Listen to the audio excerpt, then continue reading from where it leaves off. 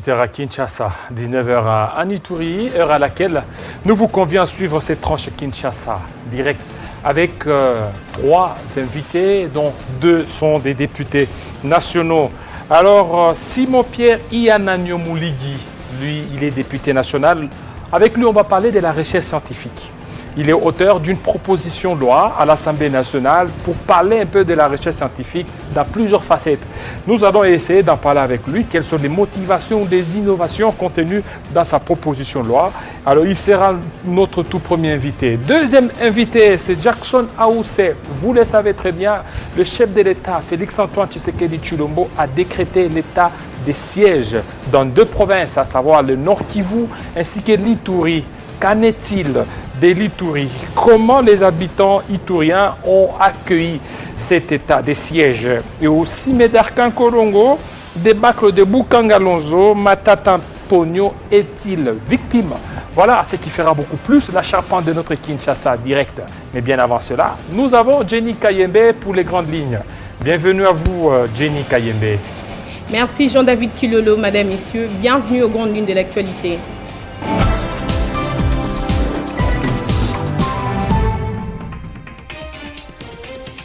Le gouvernement provincial militaire est désormais aux commandes dans les provinces du Nord Kivu et de l'Ituri. Les cérémonies de remise et reprise se sont déroulées ce lundi entre le gouverneur militaire et civil Constant Dima au Nord Kivu et Johnny Luboya en Ituri. De son côté, le Premier ministre Jean-Michel Sama Lukonde a échangé avec le ministre de la Défense Gilbert Kabanda. Au menu, la mise en œuvre effective de l'état des sièges dans les provinces du Nord Kivu et de l'Ituri. Nous irons au Tanganyika où la population s'est amassée dans les rues de Kalemi ce matin pour une marche de soutien à Zoé Kabila après sa déchéance. Initiée par la société civile et quelques mouvements de jeunes, cette marche a été réprimée par la police. Crise politique au Tchad, initialement prévue ce lundi, la réunion du Conseil paix et sécurité de l'Union africaine s'ouvrira demain mardi 11 mai à Addis Abeba en Éthiopie. L'Union africaine doit à présent décider de sanctionner ou de ne pas sanctionner les Tchad pour la prise de pouvoir qui s'est faite en dehors des règles constitutionnelles. Une décision à prendre sur les bases donc du rapport de la délégation du Conseil paix et sécurité de l'UA qui a séjourné à Djamena. En sport, encore un peu de patience dans l'affaire de la double nationalité du joueur Gaylor Kanga qui oppose la Fédération congolaise du football à celle du Gabon pour des raisons d'équité et pour plus de preuves.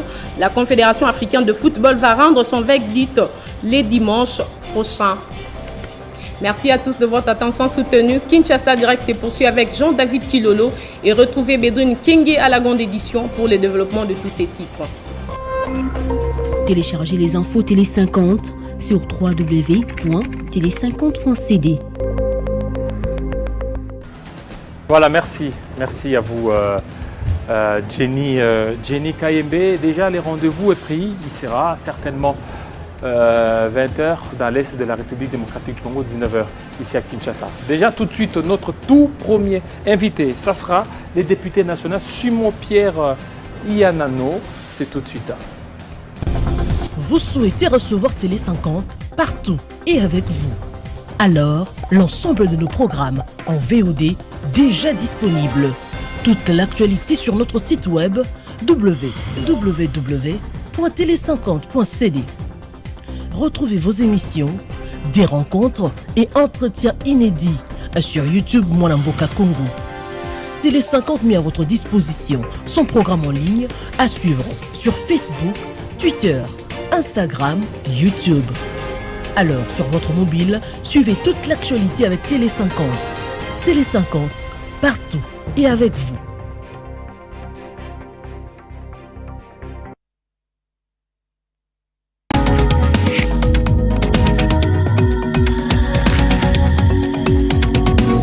Suivez toute l'actualité avec Télé 50.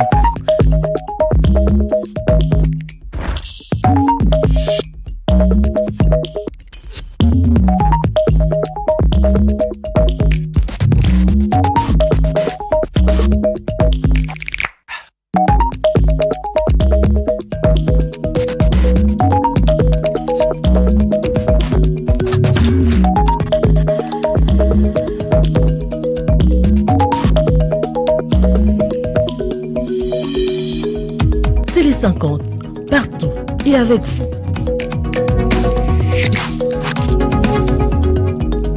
Sont plus de Congolais.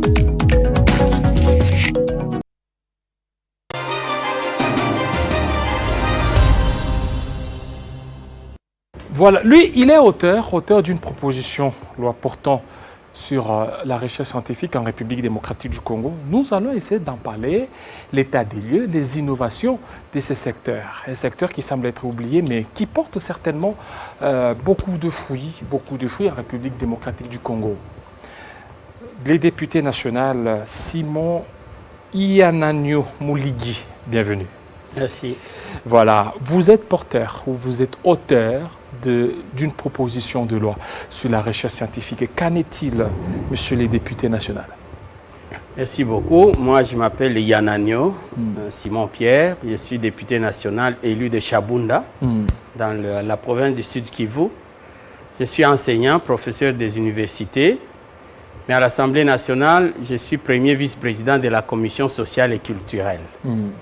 Et à ce titre-là, comme premier vice-président de la commission, notre commission s'occupe notamment des secteurs de l'enseignement, tout ce qui est social, l'enseignement primaire et secondaire, universitaire, les affaires sociales et tout le reste.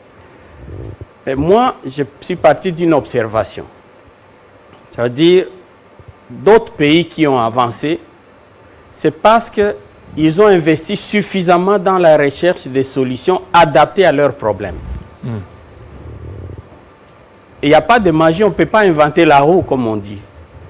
Et j'ai réfléchi par rapport à ce qu'était notre pays avant l'indépendance et avec les Belges. Le Congo était un pays, à cette époque-là, très avancé, notamment en matière d'agriculture. Mais pourquoi? Parce que nous avions ce qu'on appelle l'INERA, Institut national pour la recherche agronomique. Et les Belges mettaient beaucoup de moyens. Ça nous permettait non seulement de développer des espèces nouvelles, mais ça nous permettait de bien gérer le secteur parce qu'on trouvait des solutions en analysant les problèmes de manière scientifique. Dans la santé, c'est pareil.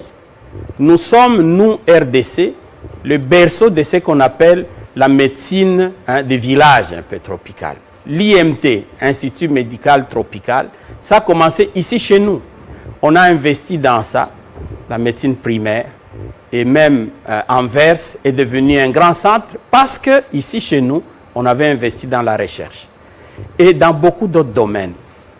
Nous sommes, nous, le Congo, le premier pays de cette région ici à avoir un centre nucléaire ici à l'université de Kinshasa. Et ce centre, ce réacteur existe depuis 1959. Nous étions déjà dans la recherche. Normalement, nous ne devrions plus avoir de problèmes d'électricité ici dans la ville parce que d'autres pays ont résolu ces problèmes en faisant la recherche. Nous avons le centre. Mais aujourd'hui, ce centre est abandonné. Donc, bref, je suis parti de ces constats-là et je me suis dit, il faudrait peut-être pourquoi on n'a pas suffisamment continué les dynamiques qu'on avait commencées. Dans les années 70, le président Mobutu avait lancé un programme spatial dans ces pays, le programme OTRAC. Nous avons lancé une fusée dans les années 70. Et jusque-là, c'est resté comme ça. Il n'y a pas de suivi, il n'y a absolument rien du tout. C'est resté toujours dans l'histoire, alors que d'autres États commencent beaucoup plus à nous dépasser. Oui, mais c'est pour ça. Alors moi, je suis allé voir les textes. Alors je me suis dit, première question, moi je suis un législateur, est-ce qu'il y a des textes qui organisent la recherche scientifique? Et je suis allé vérifier. Il y a une ordonnance loi de 1982, 5 novembre 1982, signée par le président Mobutu, qui avait créé un cadre légal pour la recherche. Mais évidemment, 40 ans après, ce n'est plus adapté. À l'époque, on était dans la Deuxième République, on parlait plus du président fondateur, on parlait donc, il est urgent vraiment que nous puissions modifier, adapter le cadre légal. Alors, au lieu de modifier cette loi-là, moi, je me suis dit, c'est peut-être mieux de faire une nouvelle proposition de loi qui tienne compte vraiment du contexte actuel et des ambitions actuelles que le pays se donne. Alors, par rapport à votre proposition, il y a des innovations. Oui. Alors, qu'est-ce qui fait que les députés puissent vraiment adhérer à votre proposition là? Bon, moi, la plus grande innovation, c'est de dire la recherche, ça demande des moyens.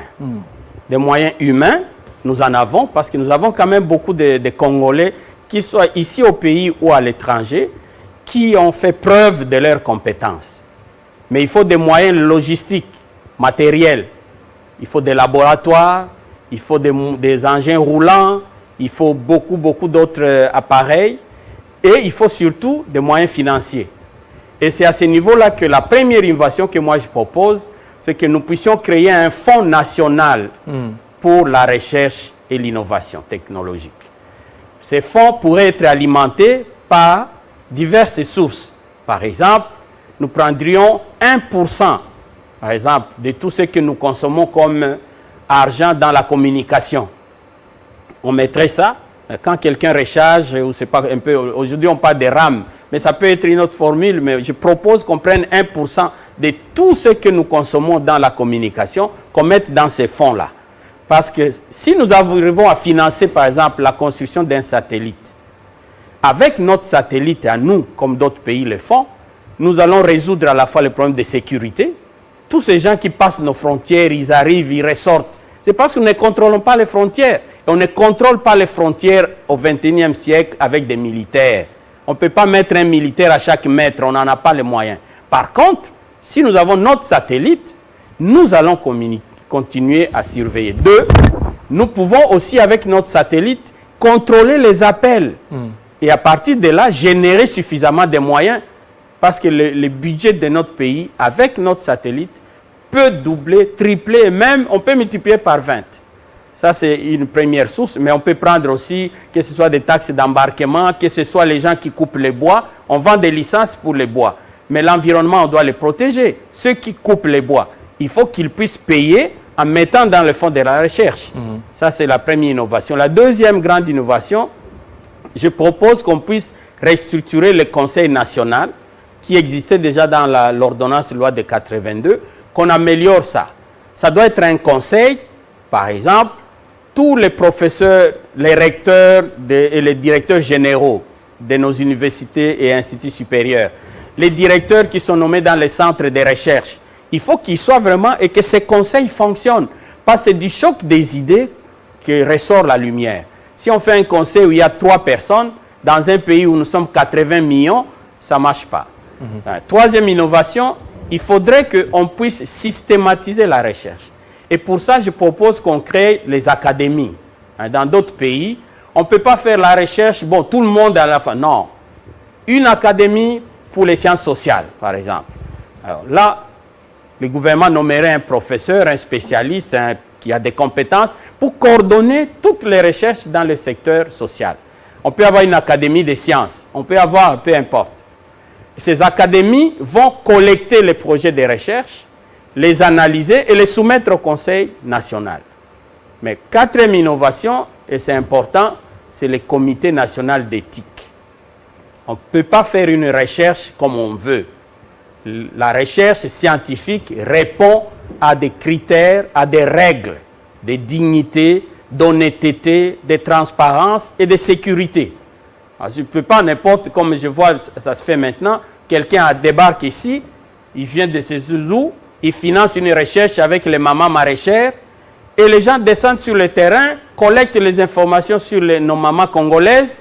On ne sait pas qu'est-ce qu'ils font de ces informations-là. Ça ne marche pas. Le comité d'éthique doit s'assurer que ce projet de recherche répond aux normes scientifiques telles que définies. Voilà, vous aviez parlé à peu près 4 innovations. Comité national d'éthique, systématiser la recherche, restructurer le Conseil national et aussi les fonds. Est-ce que vous avez tenu compte du budget national ?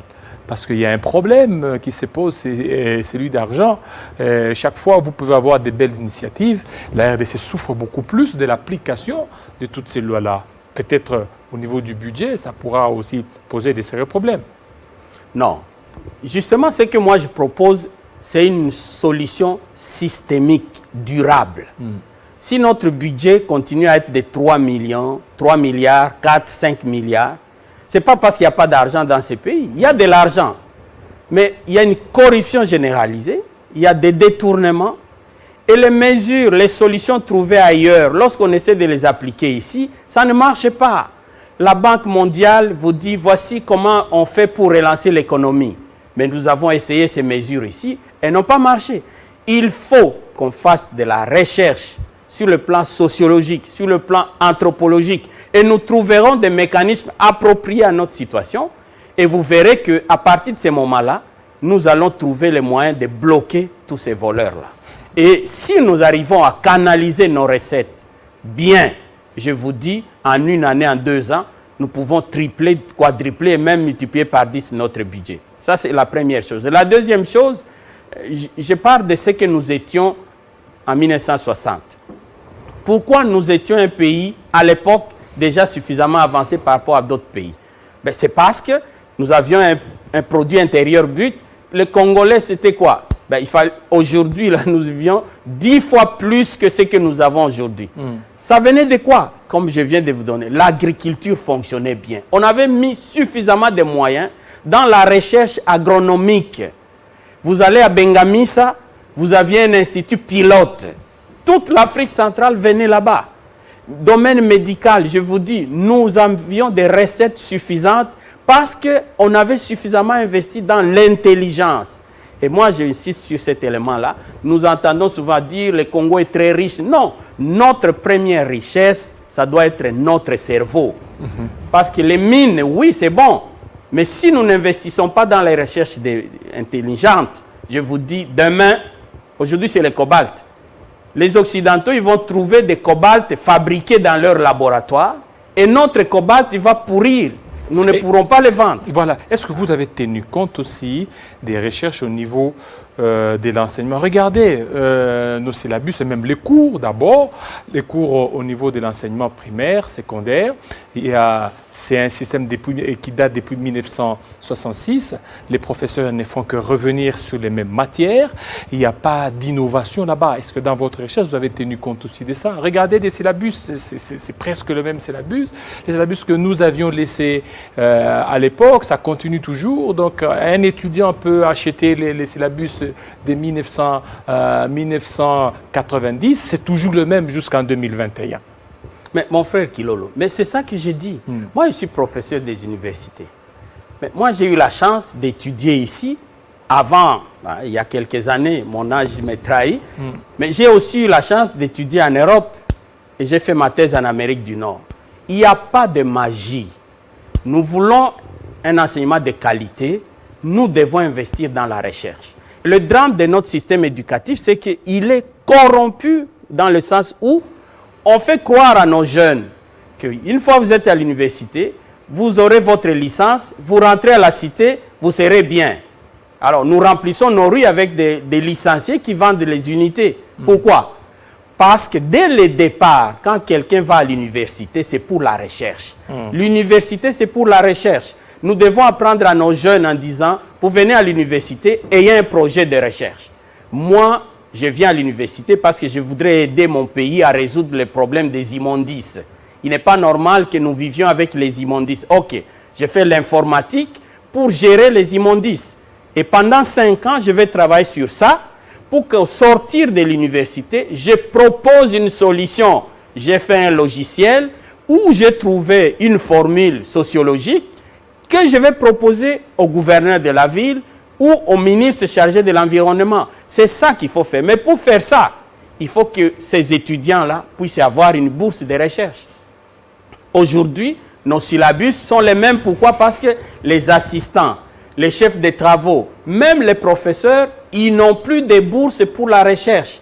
On ne peut pas faire la recherche sans argent. Voilà pourquoi, dans ma proposition, j'insiste pour qu'on crée les fonds nationaux. C'est cet argent-là qui va nous permettre d'investir dans l'intelligence, de sorte que si on dit, bon, la question des Wewa, comment on va gérer les Wewa dans la ville? Ok, il y a un projet de recherche de l'université de Kinshasa ou de l'UPEN ou d'un centre de recherche. Le gouvernement débloque l'argent, on fait une recherche de 4-5 ans et nous avons des solutions pratiques adaptées à notre situation. Voilà ma proposition. Merci beaucoup, c'est vraiment ambitieux votre proposition et espérons que ça va passer, que ça va amener un peu d'innovation dans les systèmes de recherche scientifique. Merci beaucoup. J'invite tous les Congolais et surtout mes collègues députés à s'associer à moi pour que ce projet puisse passer parce que nous en avons besoin. C'est ça qui a fait la grandeur de notre nation et c'est ça qui fera la grandeur de ce pays dans les siècles qui viennent de commencer. Voilà, après les sciences, cette fois-ci, on va parler de la situation sécuritaire. Alors, Annie Touri, avec Jackson Aoussé, un autre député, pour en parler.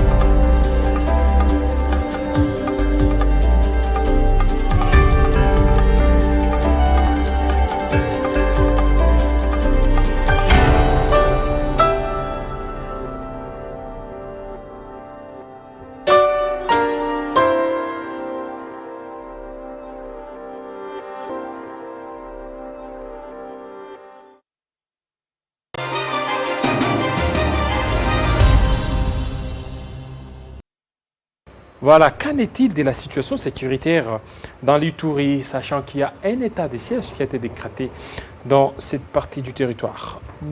Monsieur le député national Jackson Aoussé, bienvenue. Merci beaucoup, monsieur le journaliste. Voilà, vous êtes satisfait par rapport à cet état de siège dans votre province? Très satisfait, monsieur. Et est-ce que les résultats seront vraiment très attendus d'une manière favorable? Nous croyons. Je ne vois pas la raison qui peut me pousser au pessimisme, hein, parce que la souffrance a été quand même importante pour la population de l'Est en général. Je parle de l'Ituri. Est-ce que c'est opportun? Je parle de Nord Kivu. Cet état de siège pendant ce temps, c'est opportun. Il fallait que ça soit décrété bien avant ou il fallait encore attendre? Il n'y a pas un moment précis pour faire du bien. Hein? Il n'y a pas un moment précis pour faire du bien. Le bien, on peut le faire à tout moment. Et pour nous, le moment serait maintenant. On pouvait le faire avant. On pouvait le faire, peut-être que c'est après qui serait compliqué. Mais maintenant, comme c'est décrété, moi, je pense que c'est venu au point nommé. Et nous croyons fermement, avec toute la population de l'Est, particulièrement de l'Ituri et de Nord Kivu, que la situation va certainement changer.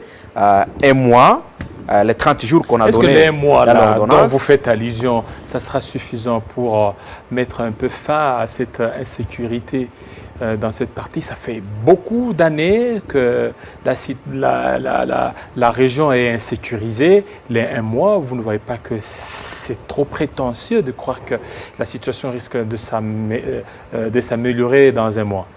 Bien entendu, tu as raison. Tu as raison de dire qu'un mois, 30 jours est paix, mais la loi est claire par rapport à ça. La Constitution, elle est claire. Elle dit on peut décréter, on décrète pour un mois, mais c'est aussi renouvelable. C'est aussi renouvelable. Mais nous disons un mois est suffisant. Un mois est suffisant. Je ne pense pas que le gouvernement congolais, avec tout son arsenal militaire, avec tout ce qu'ils peuvent avoir comme moyen, moi je pense qu'avec une dose, même la petite, la dose politique, même 2 semaines peut suffire. Le calme peut être retrouvé. Nous, on fait face aux groupes armés.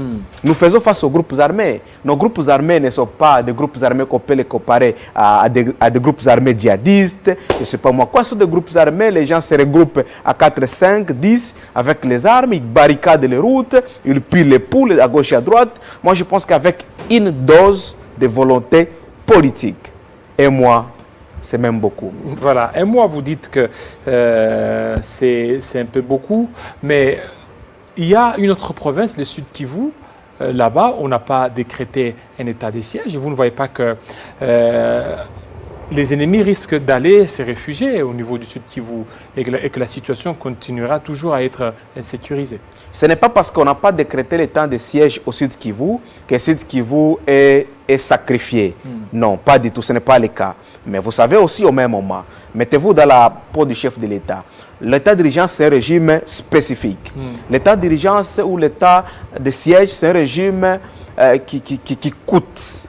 Voyez-vous, qui va absolument coûter. Et moi, je pense qu'on a pris la province de l'Ituri et la province de Nord Kivu comme une zone pilote, comme des provinces pilotes sur lesquelles on expérimente cette approche-là. Et moi, je pense que si l'ennemi mentait en Ituri, mentait au Nord Kivu, va s'hasarder d'aller se retrouver dans une autre partie de la République, il va pouvoir trouver toujours le gouvernement à son dos. Donc moi, je pense que vraiment, pacifions d'abord l'Ituri, pacifier au Nord Kivu et d'une manière progressive, nous allons pouvoir avec aller. les FARDC ou associés à d'autres troupes étrangères, parce qu'on vient d'apprendre qu'au niveau du Nord Kivu, pour mettre fin à l'insécurité, surtout pour attaquer les ADF Nalu, il y aurait cette alliance entre les FARDC et les troupes ougandaises. Est-ce qu'en Ituri, ça sera aussi le cas? C'est compatible, c'est compatible.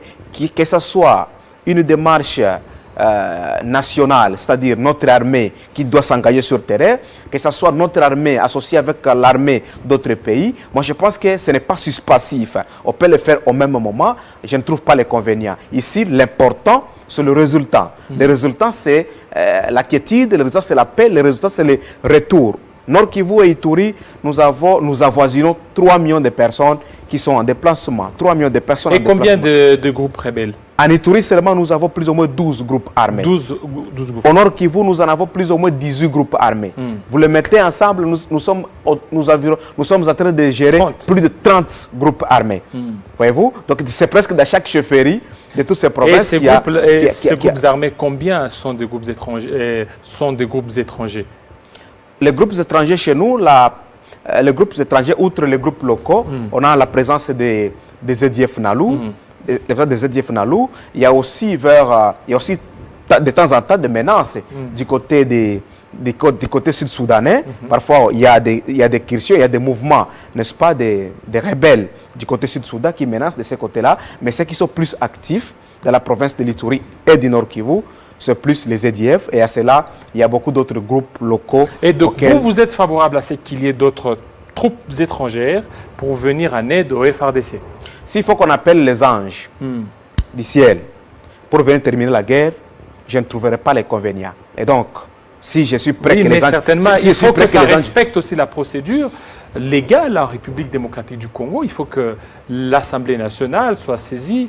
Mais si déjà les troupes ougandaises viennent, ça risque aussi de créer un peu un précédent au niveau législatif. La troupe n'est même pas encore là. Moi, je ne sais pas à quel niveau, à quel niveau les procédures sont grippées.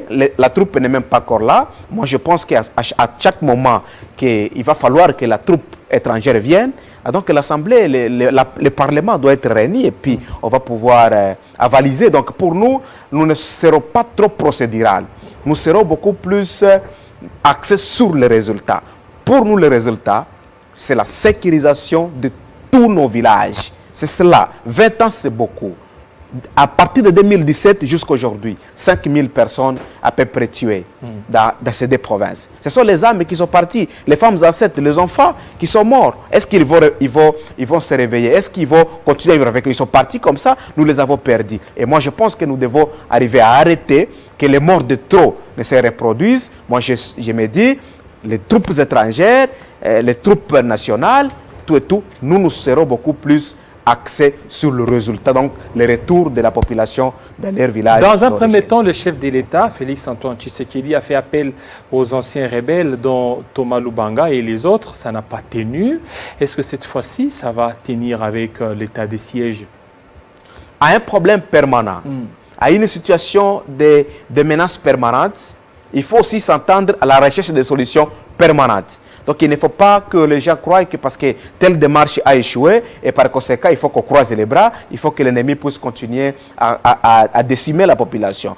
Donc la descente du seigneur de guerre dans l'Ituri n'a pas n'a pas échoué du tout, non. Ça n'a pas échoué, mais plutôt l'échec s'est produit à un autre niveau. Ils sont allés, ils ont persuadé les groupes armés, les Codeco spécifiquement. Il y a des accords unilatéraux qui ont été signés et tout. Donc le problème s'est posé plutôt au niveau de la prise en charge, au niveau des cantonnements, donc le processus de reddition, le processus de DDRC. Donc c'est à ce niveau-là. Mais au niveau des seigneurs de guerre, tout était bien fait, on a sensibilisé et tout. Et moi, je pense que même dans l'état de siège, il y a des groupes armés locaux qui sont acquis déjà à la cause de la paix. Et donc, moi, je pense que... Alors, qu'est-ce qui va changer si déjà au niveau du cantonnement, si au niveau de la prise en charge, ça a échoué?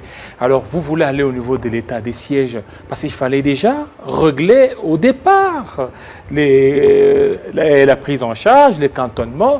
Maintenant, l'état des sièges. L'état des sièges, c'est un régime spécial.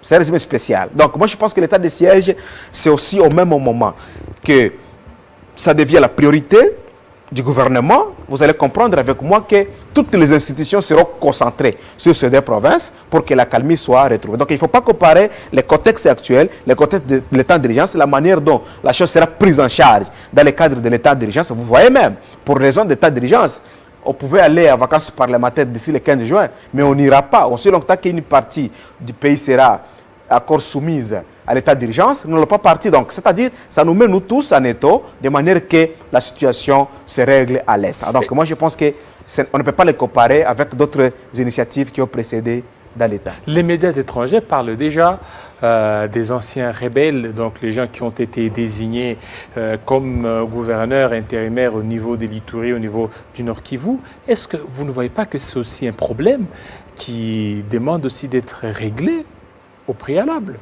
Exact. Mais pour moi, je ne vois pas cela comme un problème. Tout le monde, chacun a un passé. Si au nom des passés de chacun, qu'on doit juger tout le monde, et par conséquent, nous allons vider cette terre. Chacun a au moins un passé, soit positif, soit négatif. Le passé est passé. Un passé négatif, un passé négatif, peu importe, mais nous, je me dis, nous allons plus être prospectifs que rétrospectif. Oui, donc, mais nous allons le voir sur... Ça ne va pas poser de problème. Ça va pas poser de problème sur terrain lorsqu'on le voit et qu'eux-mêmes se seraient impliqués dans certains rapports selon les médias étrangers. Et qu'est-ce que ces rapports-là attendaient? Ces rapports-là attendaient, l'exploitation de ces rapports attendait leur nomination à ces postes-là. Moi, je dis que c'est tendancieux, ça n'a rien à voir. Ils ont été là, ce sont des officiers congolais.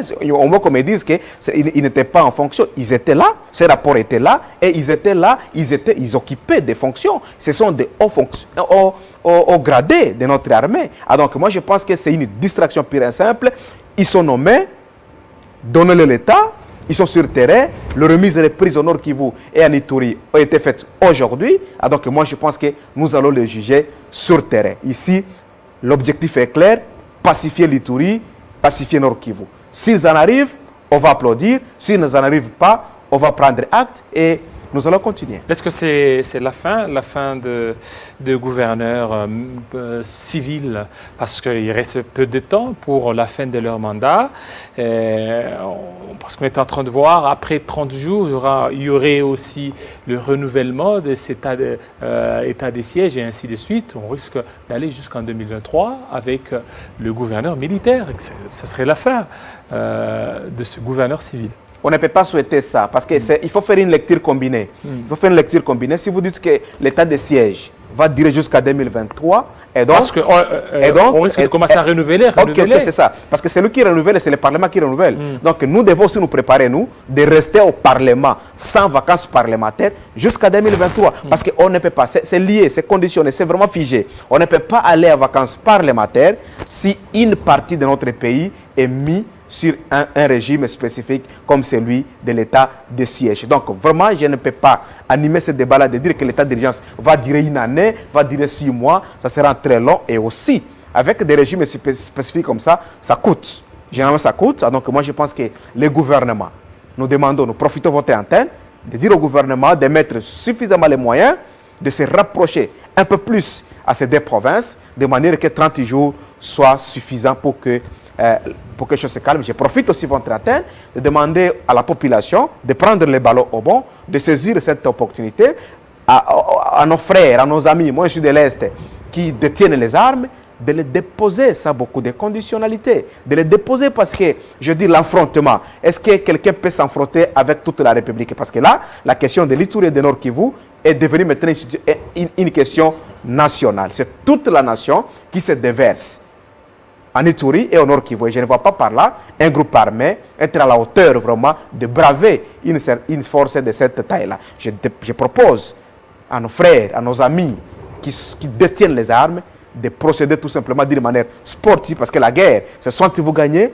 soit vous perdez. Ici, il est question tout simplement de reconnaître qu'on n'a pas pu, et par conséquent, qu'on fasse les choses autrement. Voilà, qu'on fasse les choses autrement. Merci beaucoup, monsieur les députés Jackson Naoussé. Merci beaucoup, messieurs les journalistes. De votre éclaircissement. Nous rappelons, vous êtes l'élu de l'Ituri. Pour vous, on sent que c'est une satisfaction, le fait de décréter l'état des sièges dans cette province. Merci. On va parler cette fois-ci de la justice. Affaire Bukanga Lonzo Matata Ponyo, prêt à affronter la justice. Est-ce qu'il serait-il victime? Tout de suite, avec un invité, c'est tout de suite.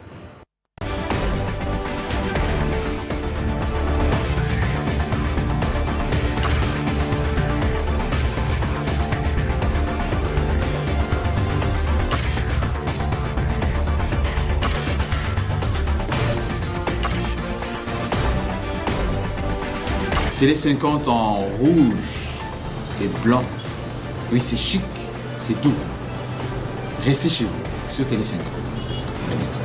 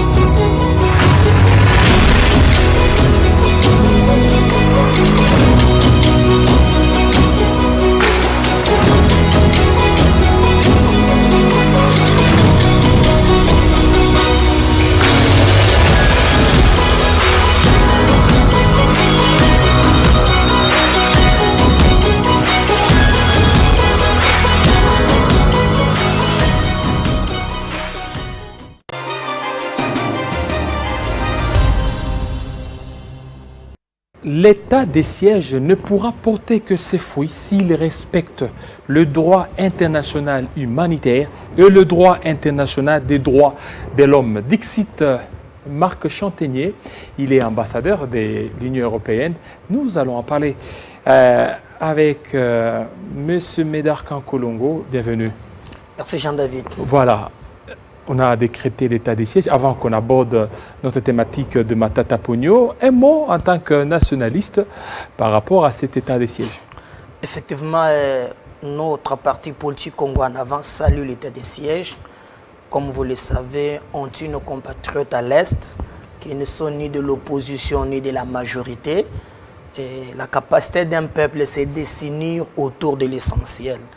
Je l'ai toujours souligné avec vous, Jean-David, que ce qui nous unit est plus fort que ce qui nous divise. Et ce qui nous unit, c'est le Congo.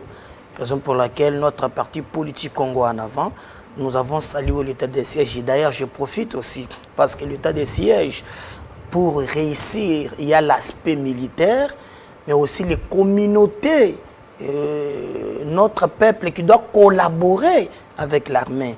J'ai salué la sagesse du président du Sénat, M. Modeste Baotilukwebo, qui avait reçu l'ambassadeur, le gouverneur de l'Ituri. Il lui a prodigué des conseils, lui qui connaît un peu ces contrées-là. Et d'ailleurs, je fais parce que c'est parmi les rares personnalités du coin, mais on ne les cite pas des groupes armés.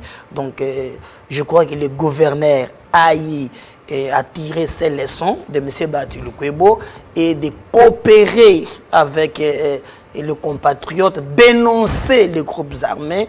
Et je pense qu'il est très important. Nous tous, nous devons nous réunir. Mais j'ai noté quelque chose qui... J'ai suivi le média occidentaux, TV5, Sonia Relais, consort. Maintenant, c'est la SAP. On est en train de saper maintenant. Mais Sonia Relais était votre chouchou. Non, écoutez, vous aimiez Sonia Relais. Non, j'arrive. Oh le président Joseph Jean-David, nous parlons du sort de 13 pour laisser quand même faire passer le message. Alors, même du temps de Kabila, il y a des points. Moi, je n'ai jamais été partisan de la nébuleuse communautaire internationale. Donc, moi, je suis nationaliste. Le monde est devenu un village planétaire. On doit coopérer avec les autres, mais nous devons nous assumer en tant que nation. Donc, je le vis déjà en train de chercher par quel moyen ça peut faire n'importe quoi. Non, ce n'est pas normal. Nous devons nous unir. C'est à nous-mêmes de nous approprier cet état d'urgence afin de trouver des solutions. Mais bien sûr aussi, je crois la présidence et consorts, ils ont aussi des équipes appropriées pour faire la communication. Donc, depuis qu'on est en train de faire des contre-vérités, ni la presse présidentielle, ni les gens qui prétendent défendre bien comme le pouvoir, je ne les vois pas. Mais moi, je pense qu'en tant que Congolais, en tant que président du parti politique Congo en avant, j'ai le droit de soutenir nos vaillants militaires que je demande qu'on nous mette des moyens. Ensemble, mettons fin à cette tragédie. Voilà, merci. On parle maintenant de la République démocratique du Congo. Seulement, nous y reviendrons dans les jours qui viennent. On parle maintenant de la débâcle de Bukanga Lonzo. Matata Ponyo, il est revenu. Il dit qu'il est venu faire face à la justice, une justice instrumentalisée, une justice politisée, selon Matata Ponyo. Écoutez, M. Jean-David, moi, vous savez, je me bats contre la corruption. Je suis parmi les rares politiciens, j'ai fait la lutte contre la corruption, mon cheval de bataille. Je connais quelque chose sur l'affaire Bukanga parce que je me documente un peu. L'affaire Bukanga Lonzo, c'est 205 millions de dollars que le gouvernement avait signé avec le firme sud-africain Africom. À l'époque, on nous parle, il y a 4 ministres sectoriels. Le ministre du budget, le ministre de l'agriculture, le ministre de l'industrie, l'autre, je ne me retrouve pas, mais c'est un nombre de 4. Ce sont ces gens qui ont signé un contrat avec l'Africom. En contrepartie, Africom devait faire ce qu'il devait faire et le gouvernement aussi sa part. Il y a eu ce qu'il y a eu. Et selon aussi mes enquêtes, j'aurais même appris à l'époque que nos amis du FCC eux-mêmes ne voulaient pas voir le projet Bukanga Lonzo produire des fruits. Parce que vous savez que Matata a construit son université à Maniema et sur les grands Bandundu, il n'y a rien. Alors les cassis, les politiciens du Grand Bandundu ont juste travaillé pour faire échouer ces projets alors que c'était un projet d'intérêt national. Donc la guerre a commencé d'abord au sein du FCC, où les gens, en manque de positionnement, s'est tiré. Je t'avais dit autrefois que, à l'époque, les enquêtes que j'ai amenées, il s'est posé un problème de PECD. C'était Matata Albert Yuma. Et à l'époque, l'homme a un peu la personnalité. Qui Matata? Matata. Et quand vous regardez dans l'air électrique, il se sent très tué.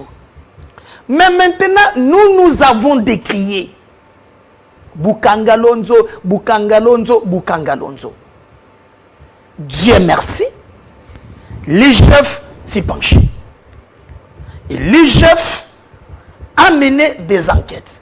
Jean-David, dans un pays où le détournement est comme mode de gestion, un vrai Congolais ne peut que soutenir l'IGF.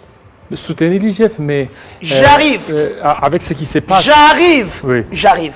Ne peut que soutenir l'IGF parce que l'IGF mène des enquêtes, des rapports qui peuvent aussi être contredits devant les instances judiciaires. Parce que l'IGF peut enquêter, mais c'est le magistrat qui peut qualifier le fait. Mais la manière dont l'IGF est en train de se prendre, l'IGF devient comme une justice. J'arrive. Ce sont les agitateurs, les gens parfois qui ont peur de la justice qui s'agitent. Mais là où je ne serai pas d'accord avec l'IGF, c'est que j'ai cité ici des 4 ministres sectoriels qui ont signé aussi, qui ont signé le contrat. Mais j'ai l'impression que tous les 4 ministres sectoriels, on les touche, on n'en parle même pas. Ils sont cités. Il y a toute une liste des gens cités. Mais quand vous sentez maintenant, c'est devenu maintenant des points de presse. À chaque fois que Matata tous, les lendemains, Alinguet réplique. C'est quoi? C'est qu'il y a un conflit entre Matata et Alinguet. Je ne sais pas, moi, confirmer ça ici. Mais moi, je vais demander qu'on ne nous montre pas comme c'est un problème personnel. Parce que cet argent n'appartient ni à Matata, ni à Lingeti. C'est l'argent des contribuables congolais. Donc, c'est à nous, les Congolais, de nous approprier. Alors, moi, j'avais voulu que l'IGF, lorsqu'il dépose ses enquêtes, qu'il garde du silence. Point barre. Laissez la justice faire son travail.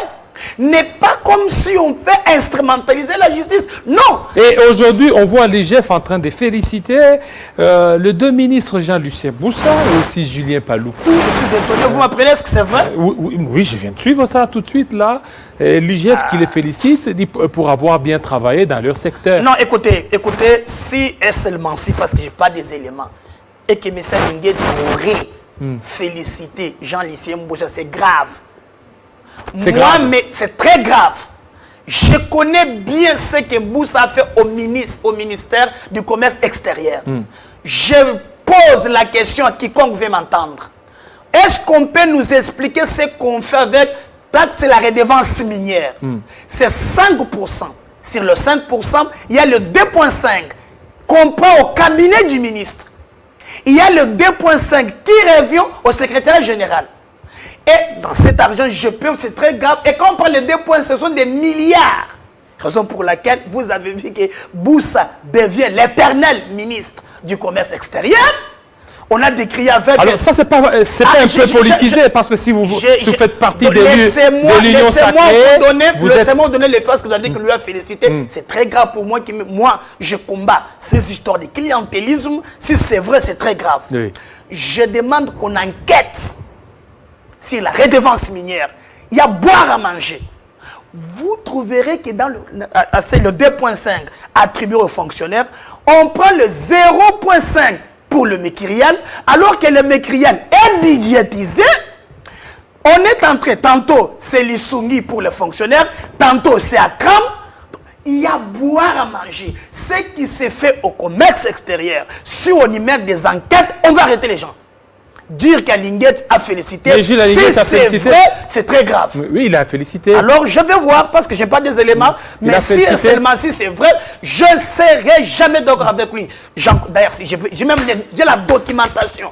Je promets aux Quinois, aux téléspectateurs, que je reviendrai ici avec la documentation, comme Cameroun nous avait pris pièce contre pièce. Je vais te le montrer ici. C'est vous qui avez vraiment alimenté cette affaire des 15 millions de Vital Caméré, et Vital Caméré en a eu pour son compte, mais Jules Alinguet aussi félicité. Le problème de Médard, ce n'est pas avec les individus. Moi, je me bats contre les gens qui, le foussoyeur de l'économie congolaise. Les gens qui veulent clochardiser. Jean-David Kulolo, ça te fait comment quand on te dit que non, il y a eu 205 millions de dollars. Et alors que le peuple vit avec moins d'$1 par jour. Et tu dis, à qui c'est un saut? Moi, j'étais non laissé aux zones. J'ai vu les gens. Vous allez pleurer. Qui a dit que cet argent appartient aux politiciens? Pour se distribuer comme un club d'amis. Et j'apprends, si et seulement si, M. Alinguet aurait félicité Jean-Lucien Boussa, je crois que je serai totalement... Il a félicité Jean-Lucien Boussa et aussi Julien Paloukou. Julien Paloukou, en tout cas, je ne maîtrise rien sur son dossier, mais en tout cas, commerce extérieur, je te promets d'ailleurs, je viendrai avec la documentation, avec les montants. Parce qu'on parle de milliards. Maintenant, et pourquoi j'ai des traces, moi. L'IGF ne traque que ceux qui sont en dehors de l'Union sacrée. Je crois que moi, en alors politique... qu'à l'Union sacrée, il n'y a pas que de ça. Jean-David, je ne suis pas là, moi, le criminel politique. Même s'ils sont au sein de l'Union sacrée, il faut les traquer. Parce que jusqu'aujourd'hui, l'affaire était Lilongondo. J'attends l'IGF. Oui, jusque-là. Et j'attends moi aussi. Donc, je ne vais pas ici montrer que non, on est en train de régler des comptes à un cas pour produire l'autre. Non. L'histoire des 12 millions des rétrocommissaires auprès au ministère de l'économie. On attend des enquêtes. Si nous voulons réussir ensemble, faisons de la lutte contre la corruption notre cheval de bataille. Alors, il ne faut pas qu'on sente qu'on est en train d'attaquer un camp contre un autre avec cette histoire d'IGF. Il ne faut pas qu'il y ait les règlements des comptes. C'est ce que vous aviez dit. Et j'accepte aussi, et je pense que non, on doit laisser la justice faire son travail. Parce que moi, je pense qu'au premier moment qu'on attaque Matata, j'aurais pu aussi sa femme aussi. Il y a un procès. Donc, on ne nous donne pas l'idée d'un acharnement, mais qu'on laisse la justice faire son travail avec indépendance. Voilà, qu'on laisse la justice faire son travail. Ce n'est pas à l'inspection générale des finances de pouvoir impulser, dire sur des réseaux sociaux, on a suivi, il y aura les procès des Bukangalozo, il y aura les procès des Sekopé, alors que l'inspection générale des finances est soumise. Et d'ailleurs, j'en profite pour dire au nouveau ministre de l'EPST, on nous a dit que l'État financé, l'argent arrivait en retard, 35 millions pour le TENAFEP, les examens d'État.